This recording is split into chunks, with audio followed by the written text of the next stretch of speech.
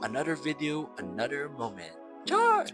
For today's video, magtatagalog muna tayo kahit mahirap para sa akin. Food trip muna tayo dito sa aking hometown, ang Zamboanga City. Actually, last December pa tong video na to, pero i-upload ko pa rin siya kasi sayang naman. O ano, G? Tara, simulan na natin. First up, Early Bird Shawarma, ang pinaka-OG na shawarma sa Zamboanga City. My all-time favorite, double beef with egg.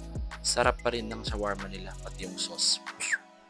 Siyempre, hindi mawawala ang dessert, ang famous na Knickerbocker. Imagine nyo na lang, ang halo-halo na walang ice, yun na yung Knickerbocker. Malamig pa rin naman siya kasi may ice cream at saka yung mga prutas at gulaman nasa loob ng ref. Dito ako sa Tito Jigs nag-take out kasi malapit sa amin. Pero madami na rin mga resto nag-offer ng Knickerbocker. At syempre, masasarap din naman. Kahit malamig ang panahon, kakain pa rin ako ng Knickerbocker.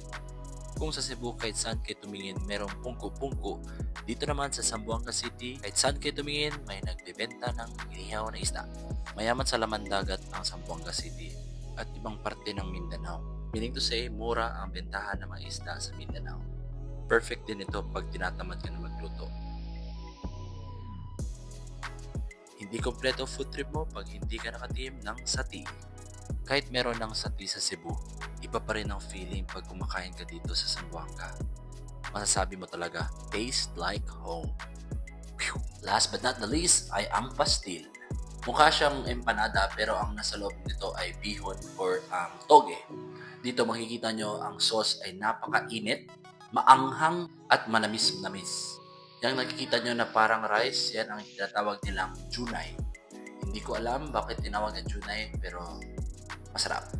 Kung mahilig kayo sa maanghang, perfecto para sa inyo. Pag hindi naman, ito yung mapapala nyo. Halos mangyak-nyak na yung asawa ko dito. Naghalo na ang pawis at luha. Pero dahil masarap, tuloy-tuloy pa rin siya. Legit ba talaga masarap ang pastil? Ito, pinipilahan po sila. Sana nagutom kayo sa video na to. Paalam!